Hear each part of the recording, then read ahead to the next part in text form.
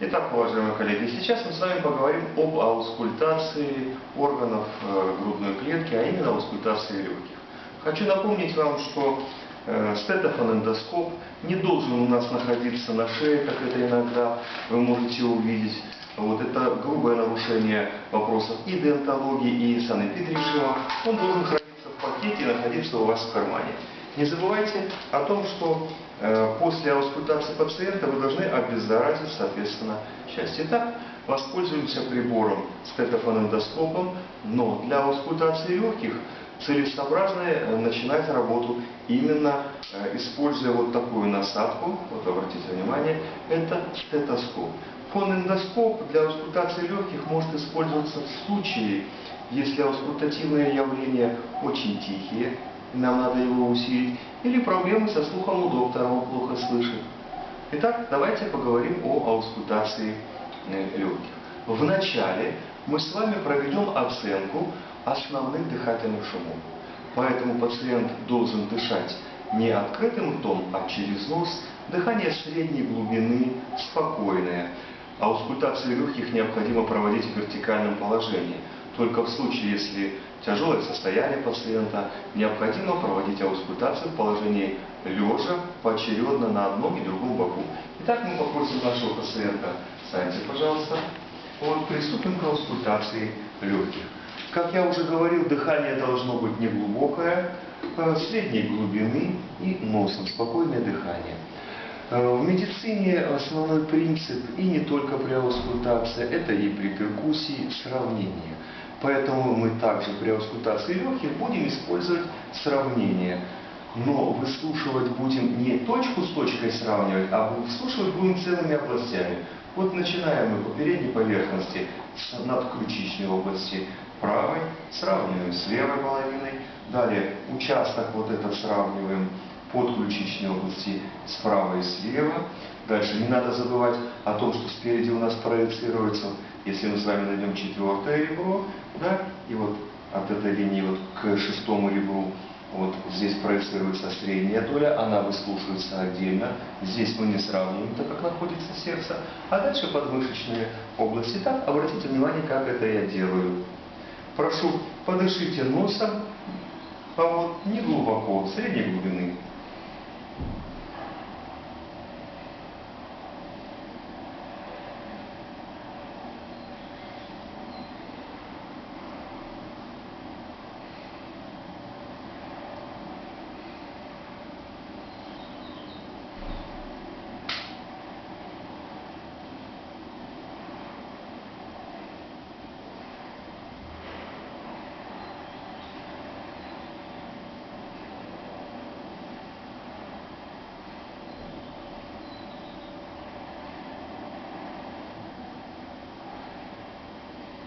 Не устали? Нет. А теперь послушаю обязательно я среднюю долю справа.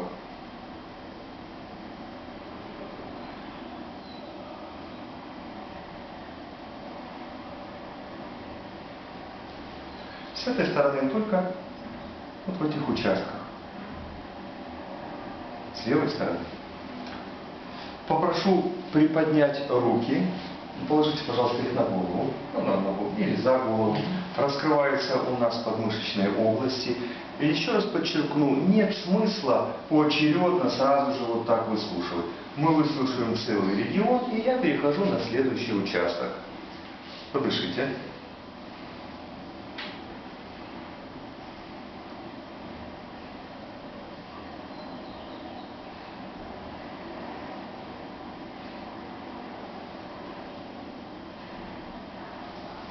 Далее с этой стороны.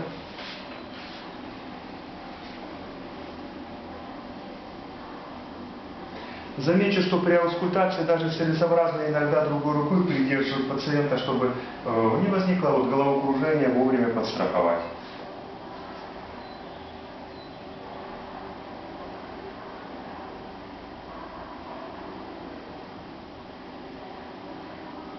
Хорошо, спасибо. Сзади. Аускультацию мы будем начинать с надостных ямок. Посмотрите, вот хорошо видно ост лопатки. Вот, эти участки. Часто меня спрашивают, а какое же, сколько позиций стетоскопа необходимо в этой области. Однозначного ответа нет, все зависит от размера грудной клетки, от величины раструба. Но в данной ситуации я представляю себе 2, конечно же 3, может быть, позиции. Если вы поставили 4 позиции, это абсолютно неплохо. Вот. Но 1 позиция, конечно, этого недостаточно. В межлопаточной области аускультация должна проводиться обязательно, и мы попросим руки скрестите, посмотрите на меня, руки вот так скрестите. Что происходит? Лопатки, видите, уходят в стороны, у нас раскрываются целые, скажем, большие поля.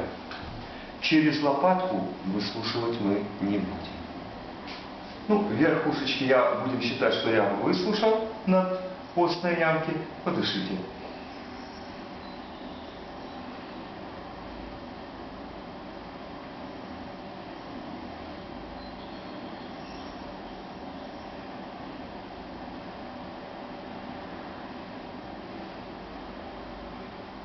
Опустите руки. И теперь очень важные участки, нижние вот эти зоны, подлопаточные области. Здесь, конечно же, позиций стетоскопа должно быть больше, может быть 5, иногда даже больше. Посмотрите, вот я начну с этой половины. Вообще замечу, что надо начинать выслушивать явно с здоровой стороны, а не с патологической. Тогда, идя от здорового к измененному легкому, нам лучше с вами найти изменения основных дыхательных шумов. Подышим.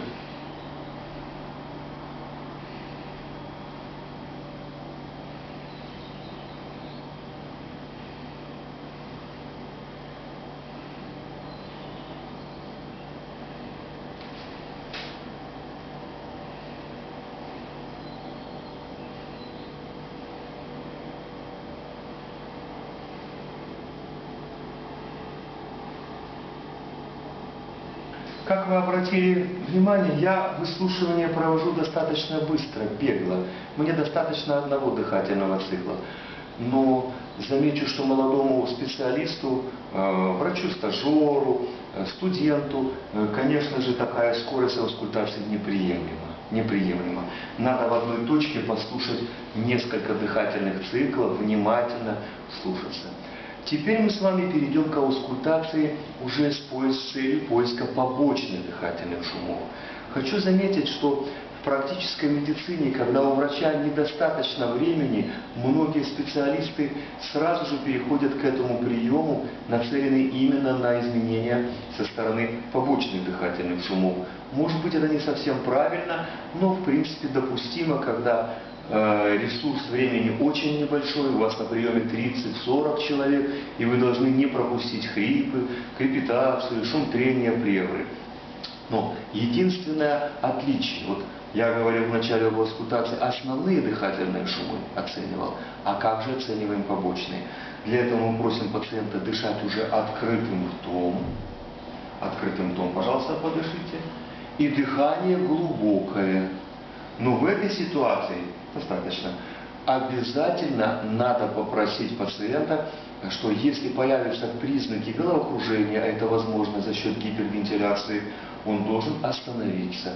Конечно же, при этом, проводя аускультацию в этой ситуации, я обязательно подстрахую, другой рукой придерживаю. Посмотрите, как я буду выслушивать нижние отделы, под лопаточные области, слева и справа. Подышите, пожалуйста.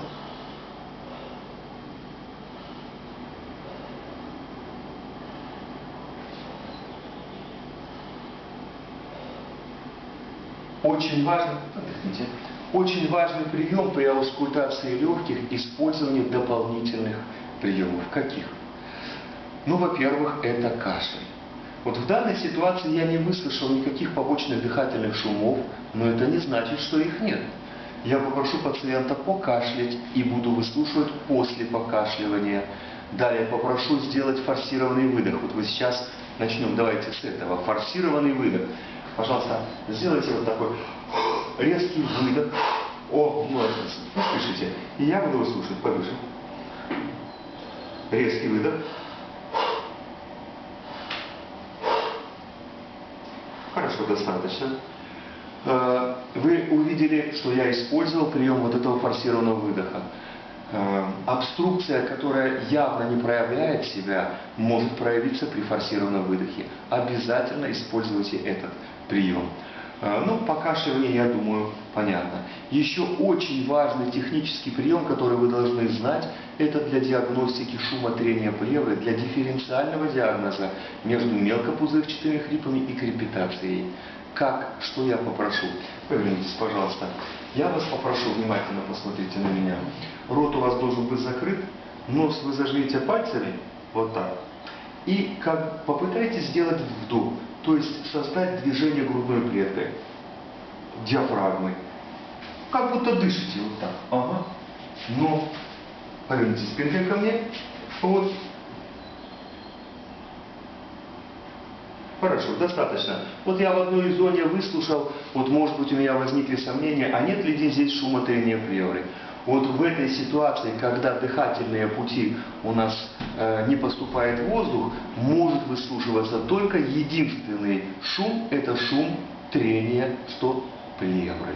Хочу заметить, что грубый шум трения плевры может даже пальпаторно ощущаться в виде вот такого феномена дрожания. Еще хочу, коллеги, обратить ваше внимание на то, что аускультацию вы должны, конечно же, выстраивать в зависимости от целей. Если вы находитесь на профосмотре, можете присесть. Если вы находитесь на профосмотре, то, естественно, можно более бегло провести выслушивание, но если к нам пришел пациент с жалобами со стороны органов дыхания, конечно же, надо очень тщательно, не используя не только один дыхательный центр, а более длительно цикл, выслушивать легкие, а не так, как показал я вам. То есть больше уделить времени именно аускультации, дабы не пропустить побочные дыхательные шумы, изменения основных дыхательных шумов. Что касается аускультации пациента в тяжелом состоянии, то легко догадаться, что в положении на спине вы выслушаете переднюю поверхность, боковые отделы, и если можно пациента повернуть на бок, мы, соответственно, поочередно ложим его на левую сторону, на правую и проводим выслушивание задней поверхности. Спасибо.